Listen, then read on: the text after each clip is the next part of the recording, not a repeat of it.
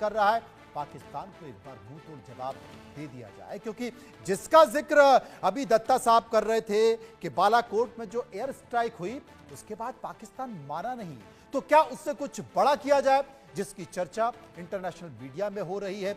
International media इस बात का जिक्र भी कर रहा है कि भारत कुछ बड़ा करने जा रहा है, पाकिस्तान को लेकर बड़ा करने जा रहा है और पाकिस्तान जानता है कि उसकी क्षमता क्या है।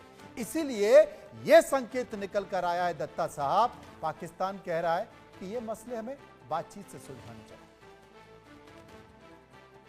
क्योंकि पाकिस्तान का वैसे ही आर्थिक हालत बहुत खतरनाक है और जिस तरह का परिस्थिति है, हाहाकार है वहां पे। गिलगित एक तरह से पाक कश्मीर गिलगित बल्टिस्तान पे बगावत है, वो लगभग पाकिस्तान के हाथ से निकल चुका है। खैबर पख्तूनख्वा कहीं ना कहीं पे पाकिस्तान के हाथ से निकल गया है। तालिबान ने गंद मचा के रखा है, अफगानी तालिबान ने। और उसके साथ साथ बलूचिस्तान पे सब जानते हैं कि बलूचिस्तान एक तरह से आजाद हो चुका है। पॉलिटिकल आजादी की घोषणा की खाली औपचारिकता बाकी है।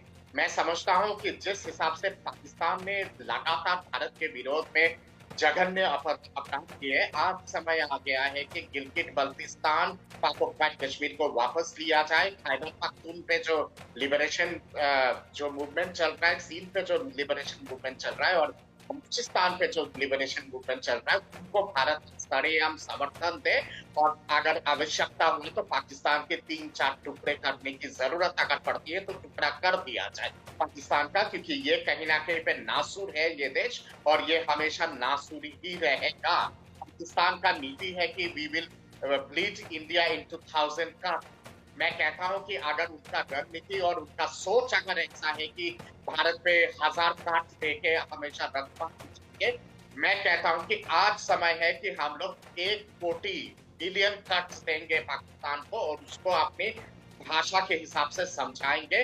इस पे कोई आवश्यकता नहीं है कि मिलिट्री एरियाज पे आक्रमण किया जाए और नॉन मिलिट्री एरियाज को छोड़ दिया जाए। जब आपका जब हाल फिलहाल जब इन लोगों ने इतना बर्बाद जो दहशतगर्दी कश्मीर में किए हैं, 79 लोग जब मारे हैं, वो सिविलियन नहीं थे, वो निर्दोष लोग नहीं थे। जब हमारे देश के सिविलियन लोगों के ऊपर इस तरह का रक्तपात पाकिस्तान के आतंकवादी संगठन मचाता है, तो हम भी क्यों बख्शे उनके सिविलियन लोगों को। हमें भी उस तरह से सोचने की आवश्यकता है। यासिर मुनीर जो पाकिस्तान का आर्मी जनरल है, वो तो आतंकवादी का भाषा बोलता है। मैं मानता हूं कि वो पाकिस्तान का सबसे बड़ा आतंकवादी है और उसको कटघरे में खड़ा किया जाए। बिल्कुल आपने सही कहा, लेकिन इस वक्त की खबर यही है जिसकी चर्चा चल रही है कि भारतीय वायुसेना ने सेंट्रल सेक्टर में युद्ध अभ्यास किया है। भारतीय वायुसेना ने